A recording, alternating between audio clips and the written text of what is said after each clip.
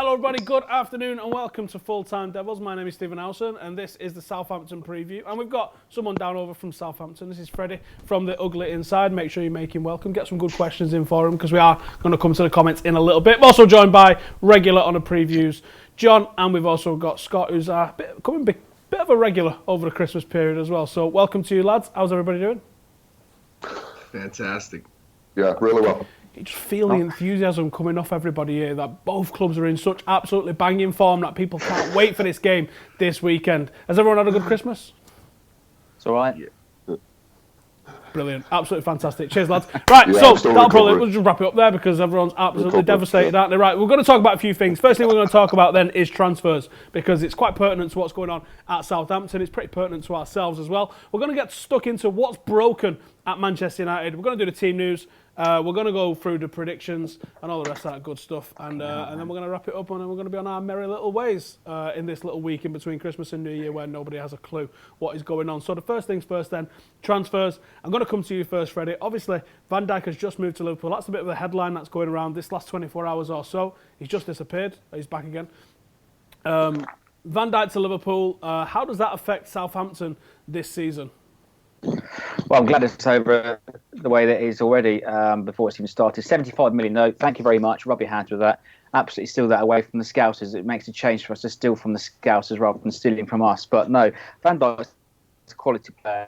We knew it was going to happen. It's going to be inevitable. And whether it was going to be this winter or in the summer, we knew it was going to happen at some point. But the manner and the way that he's conducted himself this season has been absolutely toxic. It's been disgraceful the way he has portrayed his character this season, trying to push this move, and ever since the head was turned in the summer, there was no sort of turning back really. And Pellegrino's had a really tough time this season trying to reintegrate it back into the squad. But now the question now for Saints is how and what we do next with the money. We clearly need to reinvest into some goal scorers because we're struggling.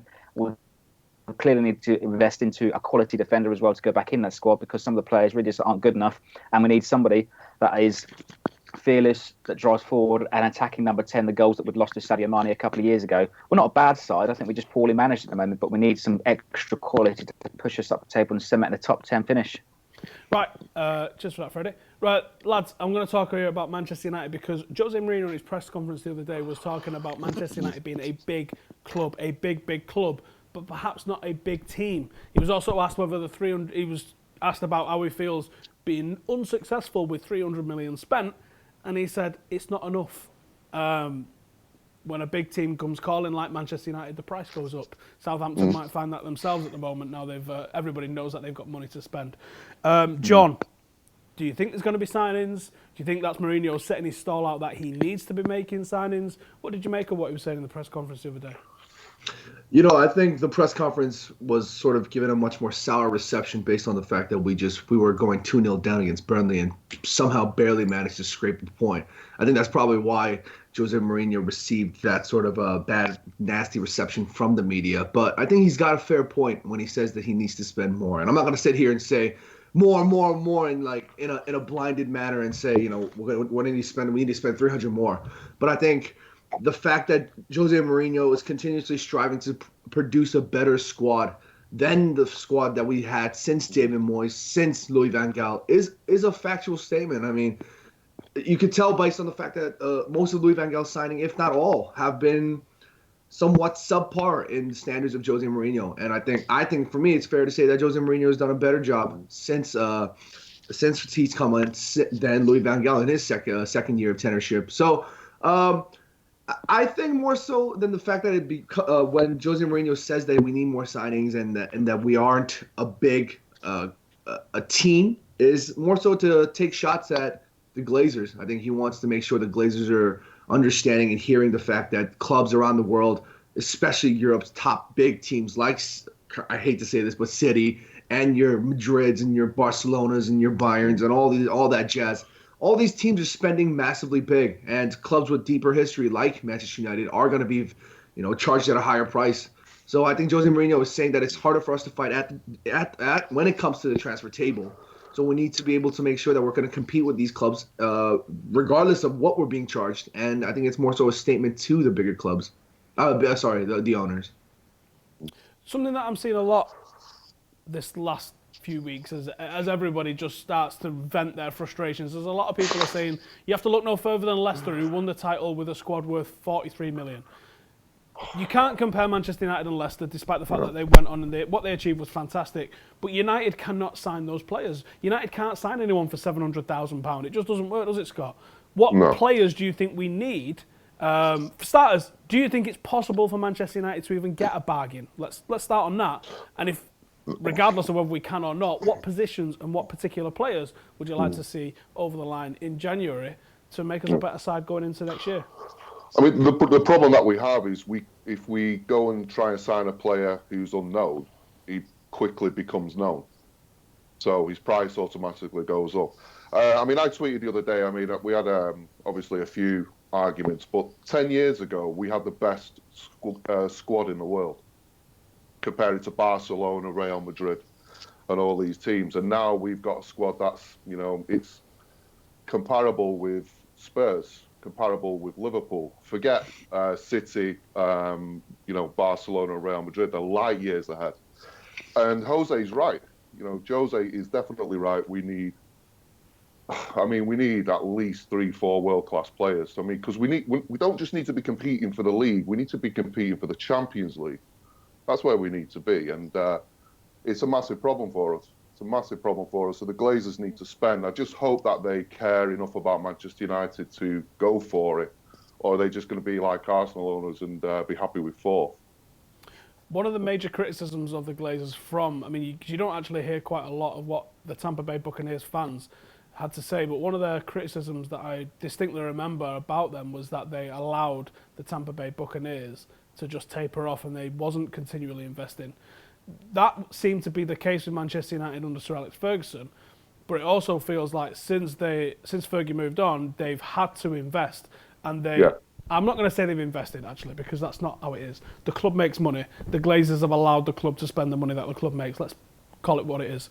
But I'm not sure that it's all spending. I think there needs to be a bit more intelligence about the way Manchester United do business.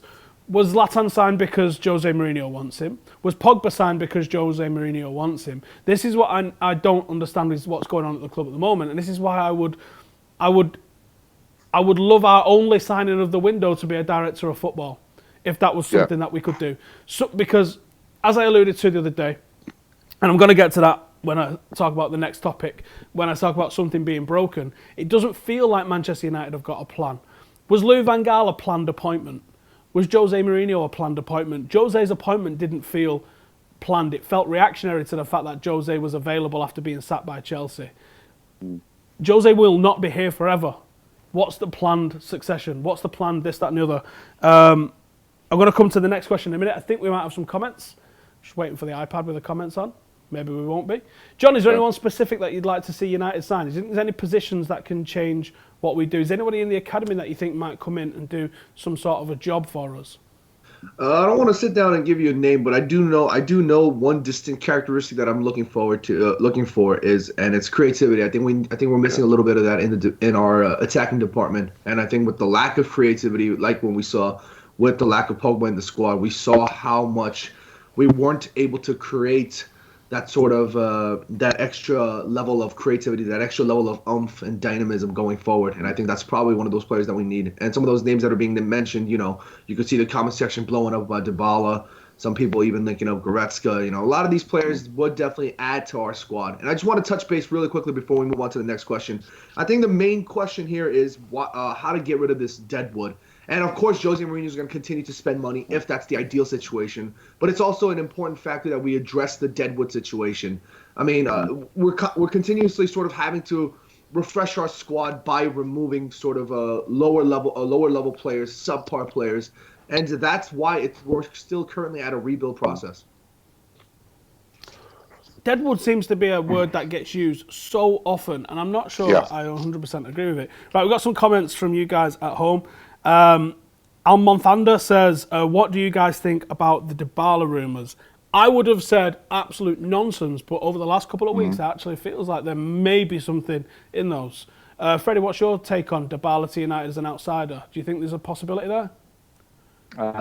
First I've heard of it, to be honest. I don't read too much into these sort of rumours, but Dybala, Dybala's, I think he's the next young talent, isn't he? They're tipping him to be the next Lionel Messi. I think he's the best player in Italian football at the moment. He would absolutely improve what we're doing at United, and quite a similar sort of style of player to what Griezmann would offer as well. So if we was after Griezmann last summer, that didn't happen. Dybala being another option, I think would really work. Harry Byrne is obviously on that train because he says Dybala. Who's his agent?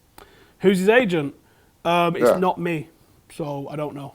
Someone in the comments let us know who's Dybala's agent, because that could play a massive part in that. John Cap says, are you willing to trust Mourinho this winter or the next summer on a long-term basis? Right, I'm going to pull up something I meant to say a second ago, actually.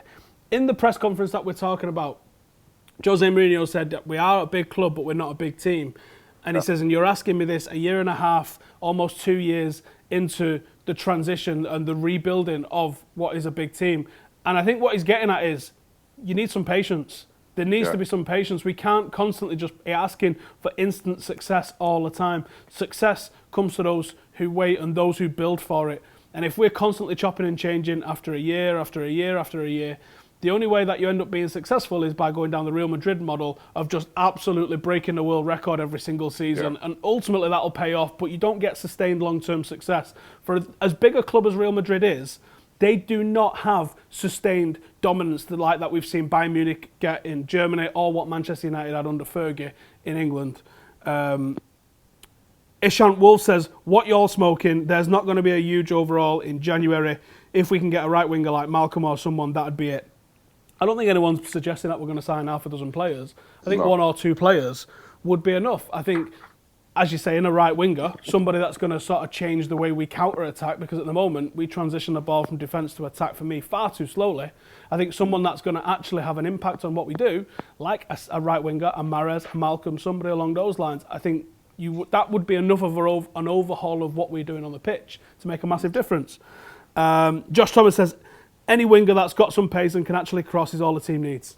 That's pretty much what I was just saying. Yeah, perfect, Josh. Yeah. And Legend Killer says, we are the richest club in the world and we will spend more. We're not. I'm sure we will, despite the debt. No, we're not. Right, so the next thing I want to talk about then is something broken? In my fan cam the other day, I said it feels like there's a disconnect. What's happening on the pitch feels totally different to what we've seen at the start of the season. We all assumed it was because Pogba was out of the side, first with the suspension and the injury. But Pogba's now back in the side, and actually we look quite similar. What's gone wrong? Freddie, from an outsider's point of view, what do you think's happened with Manchester United?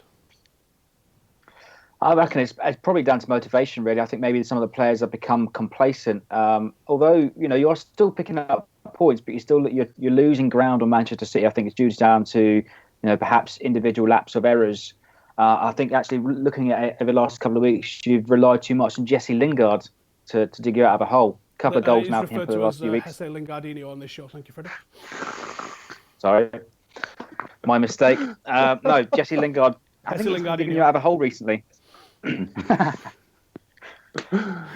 Yeah, you think that's it? You think it's an over-reliance on players and not the team working as it should? John, what's your take on this? I agree. It's not. Right now it's Jesse Lingard sort of. Bless you. Right now it's sort of Jesse Lingard trying to get us out of these. Jesse Lingardino trying to get us out of these holes. But the dip sort of first started occurring when we saw Pogba missing from the squad, and I think that was a major situation. And in the beginning of the season, we were firing 4-0 goals because I think there was that extra level of caution that opposition teams sort of approached us with when we had the side stacked with Pogba and a sort of on the rise Mkhitaryan and a Lukaku who we didn't know what was going to be his case when he first signed for Manchester United. That side on paper at the beginning of the season looked very lethal. So I think teams really took an extra level of caution of approach when they first took us on, and I think that was the reason why we were banging in so many goals. But when Pogba sort of got himself off the squad and we started sort of dipping in form, then the opposition really started to realize that we weren't being creative and we weren't the team with that much firepower. It seems like we were sort of like a lion without its teeth, and I think that was when like the loss against Huddersfield, that was a massive example of that. And then since then it's sort of been on a much more sober, realistic point of view, and I think that's probably why we need to sort of address these issues going forward. Scott, what's your take? I mean, it's accumulation of things. Lack of leadership on the pitch. I think after City, we gave up. Not gave up in terms of, that's it. But and also we were comfortably in second. So there was no real motivation. And unfortunately, the results has now dragged us into a battle for fourth. That kind of battle that we really don't need. But no, it's just accumulation of things. And, historically over Christmas, we're poor anyway. But again, we just need to get into January. We need to get these games up and running, and we'll be okay. It's just, I think we're just obviously a bit heartbroken at the moment, and the boys, don't know how to handle it just yet. So, but we need a leader. We don't have a Robbo. We don't have a Keane. We don't have a player of that who can grab the guys by the balls, as they say. I'm not sure those players exist in world football. I think actually, sorry. I want to jump in there as well. Say something John mentioned there. You're lying without T. I think your line up top is Lukaku. I think you're over relying on him to score your goals. How many weeks did he go without scoring a goal? I'm not sure that's the case actually, because if you look at how many Zlatan scored for us last season, he ended the season on 28. The nearest player to him was on 11. This season, Lukaku's on 15, but we've got the likes of Rashford, Martial, Lingard, all on 7, 8, 9 goals. So I actually think the goals are spread out a lot more this season than they was last season. I think we're reliant on him as the focal point of the team. And I think when he's not at his pace, whether that's with or without Pogba, I think we do struggle a little bit. But I can't work it out. He also just seems burnt out. He does look like he needs a rest, and Zlatan's clearly not ready. Yeah, that's the other case as well. Yeah, Zlatan hasn't made you think, oh my God, he's back, has he, in any of his cameos that he's had so far this season. Right, we're going to cut to a 30-second ad break. There you go. They also come in green as well if you fancy buying some of those. So let's get into the starting 11s. Freddie, what sort of lineup do you reckon Manchester United are going to be facing this weekend? It's a lottery every single week, mate, honestly. He must have sort of like a roller every single week and pulls the names out of the hat, because he makes 4 or 5 changes every single week. My best guess would be first of all, the most guaranteed to start would be Fraser Forster, who's played every single minute of every single game so far this season. I think he'll probably retain a back 4 with Stevens, Yoshida, Wesley Hoot, and he might rotate Target for McQueen, because Target's played 2 games last week and came off the last 10, 15 minutes against Tottenham. Midfield, you're probably looking at Romeo as the holding midfielder with Højbjerg and Davis in front of him. Romeo hugely at fault for the first goal for Harry Kane's header. Never attempted to get off the ground, so I think he's a little bit complacent as well, but maybe we'll see what happens. On the wings, you're probably looking at Ward-Prowse and Tadic. Tadic made a difference when he came on, scored a goal against Spurs, and hopefully we see Gabbiadini up top. Interesting. John, what do you reckon United's going to line up like? I went for a 4-2-3-1 with David De Gea in goal. I went for a back 4 of Shaw, Jones, Lindelof, and Young, with Pogba, Matic in midfield, and my front 4 looking like Rashford, Lingard, and Mata, with Ibrahimovic up front. I wanted to rest the big boy Lukaku. I think Scott was probably spot on there. I think he's due a rest, and it's irrespective of form. I think he needs to take a break. He has been playing well in the past few games. He hasn't been scoring goals, but his last game against Leicester was probably one of his best, ironically, considering the fact that he hasn't scored any goals. But his link-up play was extremely excellent, and I think he can sort of take a break and take a game off, knowing the fact that he was on a good sort of trajectory.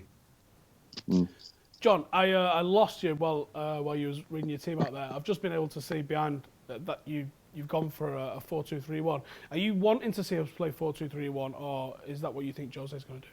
No, I think a lot of these people on our preview shoots, they don't understand the fact that this game is specifically designed to guess what Jose Mourinho is going to play for. It's not about what we want. If I were to pick a team, I would definitely go for a midfield 3. I think Pogba operates good on a midfield 3, and that sort of unlocks him and unleashes him to do a little bit to give him a little bit more license to go forward. I think that's common. I think that's obvious. We saw Jose Mourinho use a midfield 3, and it was a bit drab, and I think that's why Jose Mourinho sort of wants to continue to use this 4-2-3-1, because it's a little bit more conservative and it's a little bit more logical in a more structured sense going forward, and that's probably why he doesn't like the 4-3-3. But I prefer 4-3-3 any day of the week currently. Yeah, and a lot of the criticism of us playing 4-3-3 was the fact that we didn't beat Stoke playing it. But look how many games that we've lost in 4-3-1. And people just ignore those things. Right, Scott, what's your starting 11, mate? I've gone with De Gea. I've also put Valencia at right back, but I've got a feeling Lindelof will play there. But I'm going with Valencia. I've gone Smalling, Jones and Shaw. Matic, Pogba, Herrera, and then up front, Mata, Marshall. And I think he's going to stick with Lukaku, because I don't think Zlatan's still ready. But that, again, I would, this is the game that Zlatan should play. But I think he'll go with Lukaku. I think we just desperately need a win. Just 1-0, anything. We desperately need a win. Let's just get the win and then finish the year on a small high. Fantastic, at least, wouldn't it? Yeah, you've gone with you have gone with a midfield three in there. And we've famously said that Herrera this season, don't know what's happened to him. He's having the worst season that we've seen him have at United, after being, a lot of people saying that guy should be a future Manchester United captain at the end of last season. We're now seeing people saying he should never wear the shirt again. I love the extremes of our fan base. But the fact is, it hasn't worked with him and Matic in the team. And the only time we did try, I think it might have been the only time we've tried Pogba, Herrera and Matic, was that Stoke game. Do you think there's any life in there? Do you think that is still a possibility that could be the basis of a strong midfield for the rest of the season? I mean, I think it's all we have. So it's, Jose's going to give them a chance to obviously prove themselves, but it's all we have right now. But I honestly think in the summer you're going to see some drastic changes, and I think Herrera may be one of them. But you just need to stick with what we are. But the guys just need to prove themselves now. They need to put the effort in. I don't know why Herrera's off the ball. I can't explain it. I really can't, because he's a fantastic midfielder, and I hope he just gets back to what he was. Even 50% of what he was. Right, Scott, I'm going to stick with you. Let's talk about Southampton. They are struggling at the moment, and we'll get into this a bit more depth with Freddie. What do we need to be looking out for? What do we need to be looking to overcome when we play Southampton? We just need to stop that little horror up front, Gabbiadini. I absolutely despise him. I mean, he is a fox in the box and someone who can score goals. We just need to be concentrated, and then we'll be fine. But again, it's the lack of concentration lately which has been completely alarming. So, they'll treat this maybe as a cup final. Why not go for it? Southampton, might not go for it. They'll go for it, and then we just, as long as we can just keep our shape, we should be okay. But again, 10 games ago, we would just be saying, 5-0. But now I'm a bit concerned. I'm concerned. Freddie, are you any good at set pieces? Defending set pieces, no.